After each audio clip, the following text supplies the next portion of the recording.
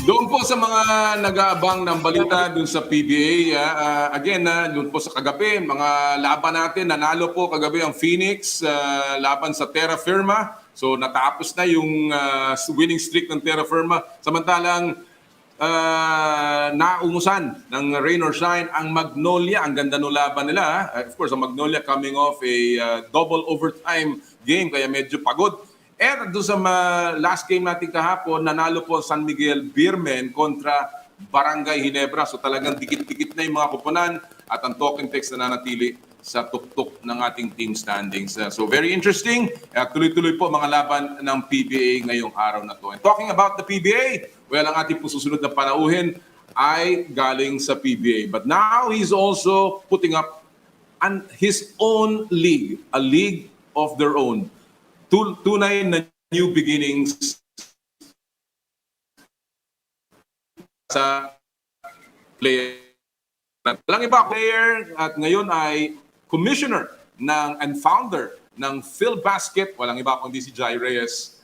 Magandang umaga, Jai. Hi, Sir Nolly. Thank you for having me on your show. Maraming salamat for joining us this morning. Ako hindi ka nagbabago, Jay. Parang bumabata ka pa. Ikaw ba, before we go to the topic of Filbasket, you are still connected with the Nueva Ecija Rice Vanguards, di ba? Ng MPBL. Well, supposedly, but until now, wala pang season for the MPBL. Right. So everything is on break. That's actually the primary reasons kung bakit nandito tayo for Filbasket dahil we wanna restart and jumpstart the jobs na ang daming nawalang trabaho eh. All right, let's go very immediately to that topic now, Jai. Alam natin na ikaw ang founder ng isang liga na bagong liga na ngayon ay gusto magsimula itong Filbasket. First of all, ano ba tong Filbasket at ano ang naging history nito? Paano ito nabuo? How did you get this idea together? Yes, thank you for that question, Sir Nolly. So for Filbasket, we really started this dahil yun nga, medyo nagtagal na yung pandemic and a lot of our leagues na normally nandyan na nalalaro ng mga players natin in and out of the year, wala ngayon.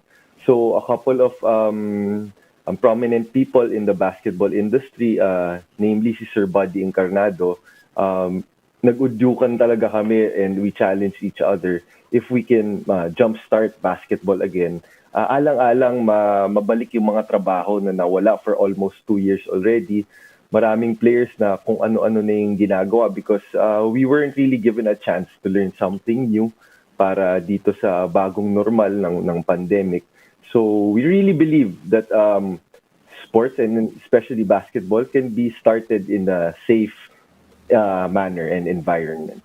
Alam mo, one of the reasons kaya ako nakita itong topic na to, I met Jeric Teng the other day at kinakamusta ko nga pala si Jeric, si Jeron, si Alvin at si Susan Teng.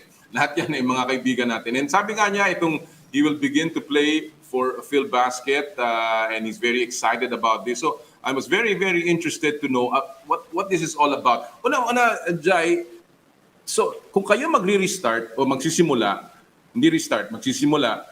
then you are a pro league? Actually, no, sir. There's already some circulars na galing sa IATF and DOH on how to conduct sports bubble, even if you are not under the GAB and the DOH. So that's what we're following right now. We're a developmental league, sir. So basically, what we're trying to capture is the space after the school leagues and the PBA, the pro leagues and the international leagues. So naniniwala kami na actually dito tingin namin yung pinakamaraming population ng players. It's either they came back from the pro leagues or hindi na sila pwedeng makapaglaro sa college level. So we thought na magandang space ito na simulan talaga, and we would like to create a league, a brand wherein the players and the team owners would really love to be a part of. Talagang gusto nilang i-represent itong sinusulong namin sa Filbasket, and hopefully we get to start it on the right note. All right. So it is a developmental league, hindi to professional, more of non-professional kasi hindi naman natin pwedeng tawagin talagang totally amateur. Wala na namang ganyan talaga. But is this community-based? Is this corporate-based? Paano ang organization nito?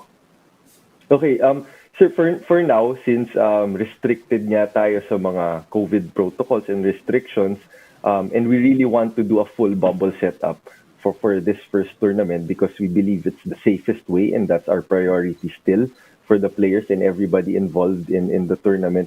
We're starting a short tournament first, so 1 month tournament muna para hindi masyadong mabigat for the team owners and for us in the league being a startup.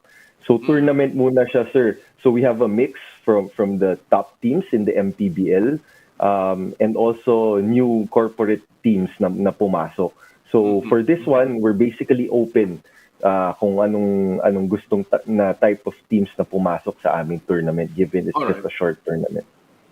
Ilang koponan to, ilang teams to, Jai, na ipapasok nyo dito sa bubble? And is this going to be a continuing league? Hindi to one-time league. This is like a regular league that will have a couple of tournaments. May plano ba kayong several tournaments in a year?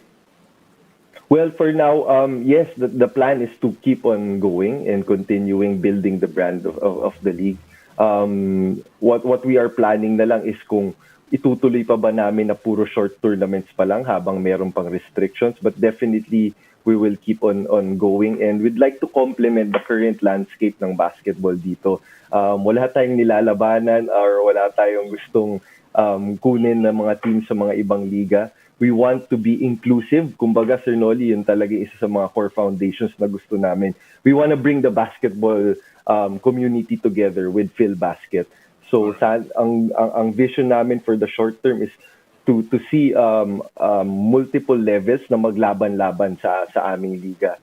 So right now we have 12 teams, although the Clearport Canada team, given that they have some players coming from Canada, medyo nahihirapan, given the current pandemic na makapagdala ng teams. So 12 teams, but it could be reduced to 11. And yes, we plan to start on September 18, but itong past couple of days, last-minute issues na COVID-related in our LGU where we are having the tournament. So we had to push back. We had a meeting with our teams that we had to push back to September 25 given the last-minute preparations na kailangan coming from our LGU. So September 25 and this will be a full bubble. Do you know saan nyo lalaroin ito, Jai? Saan na kayo maglalaro? Right now, sa Laurel, Batangas, in Splendido, dyan nakaplano yung tournament namin. Oo. May hotel doon. May hotel doon at saka may gym. Tama. Yes. So naghanap talaga kami ng venue kung saan safety ang magiging priority, hindi na kailangan mag-bus para makalaro ng games. So lahat nandun na lang. So very safe yun talaga yung priority namin. Ikaw ba nag-golf ka? Siguro kaya mo pinili ito, nag-golf ka rin, ano? hindi ko na nga binanggit pero isa sa mga reasons siyempre, kaya gusto natin yung venue na yun. Dapat maimbita mo ako doon. Anyway, Jai, ang tanong, ano mo, ang dami ng liga sa basketball and minsan napupulaan na nga ang basketball So, what will make Filbasket different from the other leagues? Very short, what will make us different is that we want to make basketball our main priority. Ang dami kong nalaruan na liga that basketball is secondary with other purposes or goals na priority. So here we would really like to copy, the business model and how the NBA is taking care of their product, which is really the game and the talent of the players and the stories na maipapakita, na maishishare namin from the players. We really believe in listening to the fans. That's also one thing that we would really like to give importance, na makinig sa mga gusto ng fans na makita sa basketball league. So that's the thing that we can promise to everybody, that we will keep basketball as our priority in this tournament and hindi kami magpapaderail sa mga ibang bagay alang-alang kumita ng pera or other purposes. Of course, this league we have to we have to generate income para maging sustainable. Lahat naman ng liga kailangan yan. But we believe in making basketball the priority. Dito namin makukuha yung goals namin.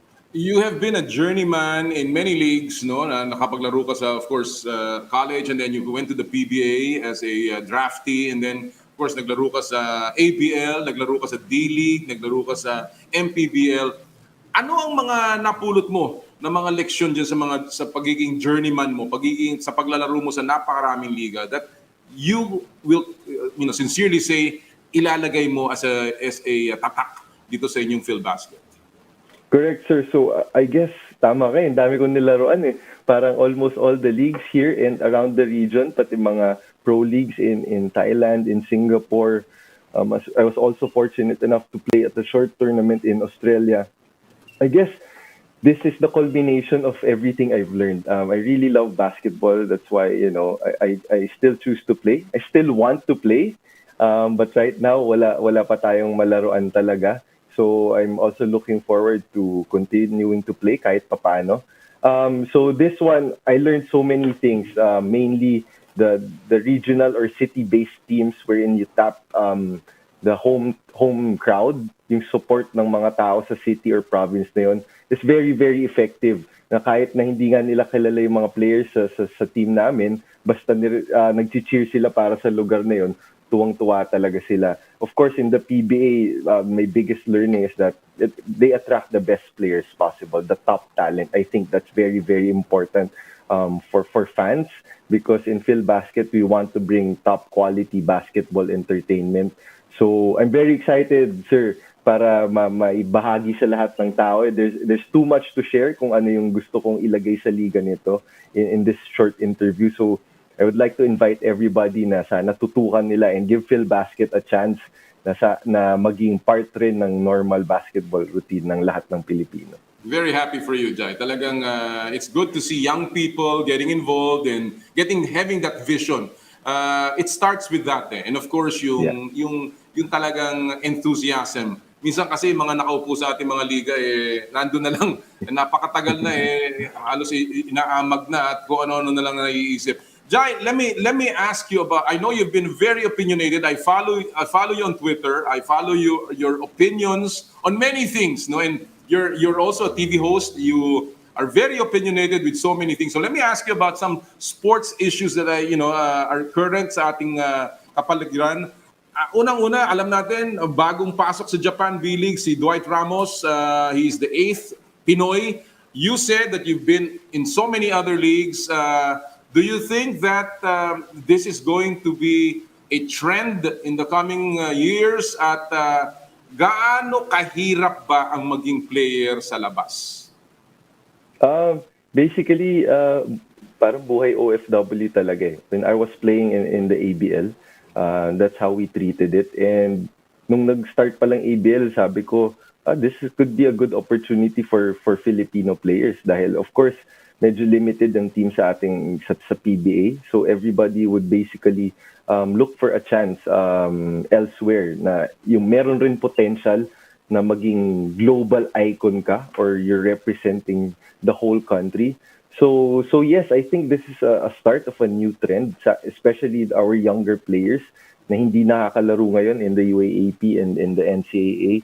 I think especially the B-League is very aggressive in recruiting players here in the Philippines, and I've heard that they're really asking their people or their agents to really learn English para makapag-communicate sa ating mga players. So yes, but I think this is a very welcome event for Philippine basketball. I think we should embrace this with open arms and use this as a building block for us to get better as a basketball nation. Talking about that, embracing it with open arms, alam natin pinayagan ng Ateneo si Dwight walang tayo narinig in public at the very least, no. So alam naman natin on the other hand, ang PBA has really come up with very very strict rules including what they call a draft dodger rule na kapag hindi ka nagpa-draft within 5 years, napakaraming penalties and sanctions. How do you react to that and what is your position?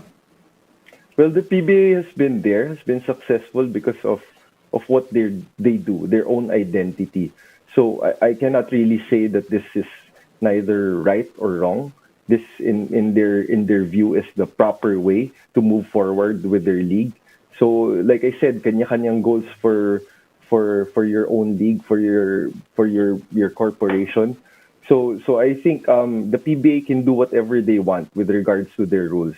So as players, it's up to you ngayon kung paano yung diskarte mo on your career. Do you want to take this route? Do you want to take the international route?